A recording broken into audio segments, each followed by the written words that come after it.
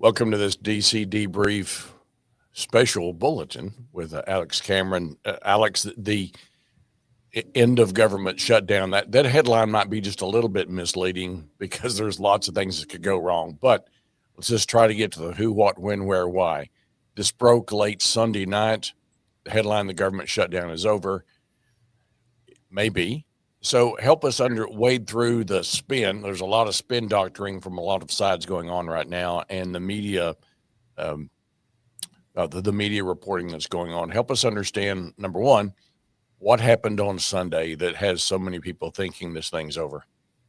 Well, the critical thing is that the Republicans got the five additional Democrats they needed in order to clear this procedural hurdle and move to debate on the House-passed continuing resolution. So that was the issue. The House passed a continuing resolution back on September 19th, a long time ago, to temporarily fund the government through November 21st. That has come up for a vote, had come up for a vote 14 times before last night, and always fell at least 5 votes short. They had one independent who votes with Democrats most of the time, Angus King, and 2 other Democrats who were voting, consistently for the CR, but they couldn't get to that 60 vote level that they need to break a filibuster. And so there'd been a lot of talk about these moderate Democrats who were looking for a deal, looking for an off-ramp. We've heard a lot from Markwayne Mullin over the past few weeks about the conversations he's had to try and find a solution. They were always saying, we're never going to guarantee an outcome on extending Affordable Care Act premium subsidies. But that was always sort of in the mix. And that's what the Democrats have wanted, some guarantee. Democratic leadership, I should say, have wanted some sort of a negotiated agreement on extending those subsidies. Well, these moderate Democrats came to the conclusion apparently yesterday that after 40 days, the Republicans were actually not going to budge on that. They were actually not going to negotiate on any healthcare concessions until the government was reopened. And as Senator King said, what happens? Do we wait a week? Do we wait 2 weeks? Do we wait till Thanksgiving, till Christmas, and think we're going to get a better deal? And they made the calculation that nothing was going to change. And so it was time to end the pain of that the shutdown's causing and take the best deal that Democrats can get. And so you had, again, enough of these, 5 additional Democrats came on board last night to take the number to 60 and allow them to kind of get over this procedural hurdle and move to a stage where now this continuing resolution just needs a simple majority to pass this on the Senate floor. Now, the final version of that is definitely not what was voted on in the House. So assuming that the Senate does pass this sometime this week, within the next couple of days, the House will have to come back in and pass it there. And, right now, it seems likely that will happen, but you certainly never know in the House. One of the things this includes, Scott, this new CR, is 3 full year appropriations bills. And there could be some House Republicans who are not happy with the spending levels in those bills. So like you said, this isn't a done deal yet, but it does look pretty likely that we're going to see the shutdown end by the end of the week. You mentioned the optics a minute ago.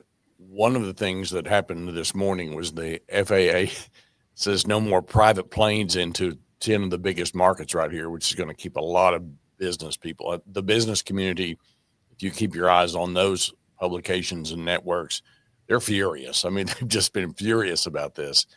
Impact on the SNAP, obviously, is something that's impacting people. I was talking to Ken Korn with OG&E, who does community affairs for OG&E. He said they're setting up food pantries in my neighborhood. This has gotten so bad.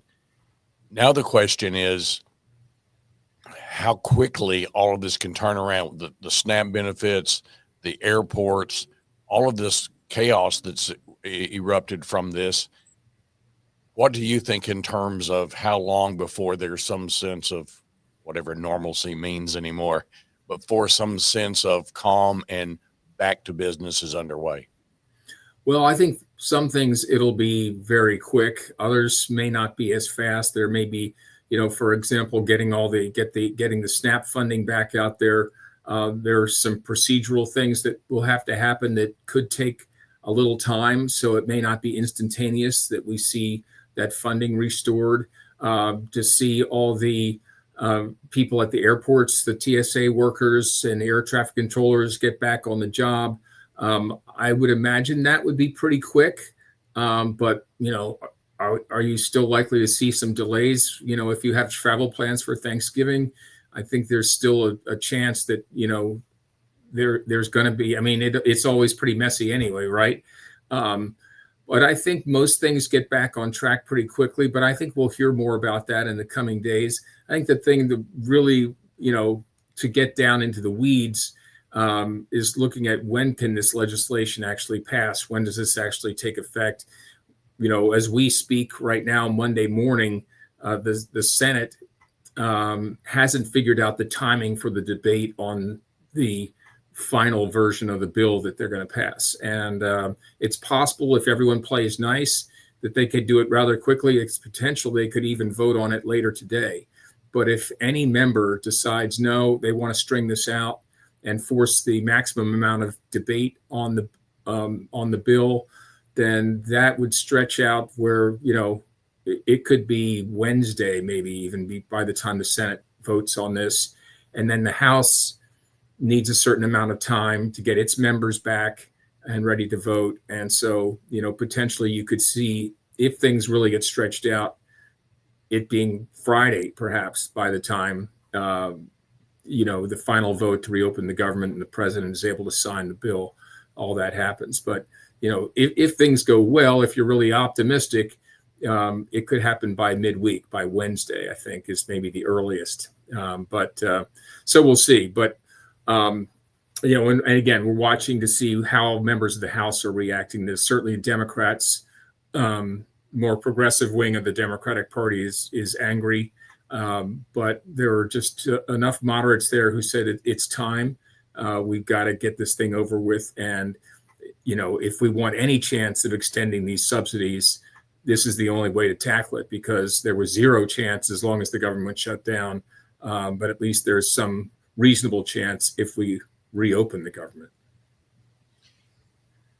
Two things about the 10 Democrats that came across. I've noticed that some of them are not running for re-election, former governors. Some of them are a little more insulated from partisan politics, from the real bitter partisan politics. Any idea if Senator Mullen played a role in this? I know in your reporting last week and in our DC debrief was that he'd been talking to a lot of folks on the Democrat side. Was he involved in this at all? Well, I haven't had the final answer to that yet, but I'm trying to track him down later today. He certainly has been involved in a lot of these talks, sort of behind the scene, across the aisle talks. A lot of the discussions apparently happened at his home here in DC. People came over. His place is pretty close to the Capitol, apparently. And, he had a lot of these informal discussions there. So how much he was involved yesterday in making this happen, I don't know, but certainly he has played a role throughout this whole process. And so I'll learn more about that and be reporting on that. Also, the House has been out since September. They've been adjourned. That's a really long time. And I'm wondering if any of our delegations in DC, or they've just been doing all their work from the remote end of the middle part of the country here. I'm obviously wondering just how quickly they can get not only the Oklahoma delegation back if they're not there, but the entire Congress, based upon the fact that it's going to be it'd be even hard. You couldn't get a private plane into DC. If somebody, I'll send the congressman or a congresswoman to DC. They can't get a private plane in there now, clearance to land. So how scattered are we right now?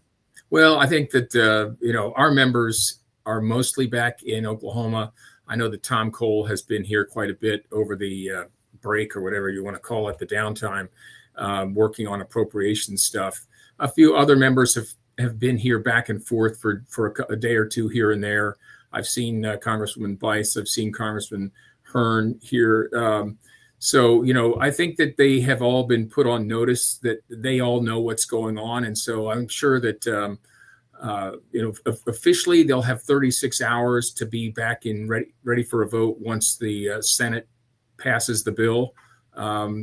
But they've already been told. So I think, given the conditions, the flying conditions in the country right now, most of them probably are smart to get started heading back, maybe hopping in the car and starting to drive back now, so they can be here later in the week. But yeah, our members have been some here, mostly back at home though. Yeah, it's about 24 hours if you drive straight through. Yes, it is. I've done it. I have too, and it's kind of miserable. Yes, but better than not being there. Right. Any last second things that you'd mentioned it's not a done deal? What possibly could go wrong at this point? Well, I mean, I think that the biggest possibility is that over in the House, you get a revolt from some Republicans who aren't happy with the 3 appropriations bills that are being attached to this. That's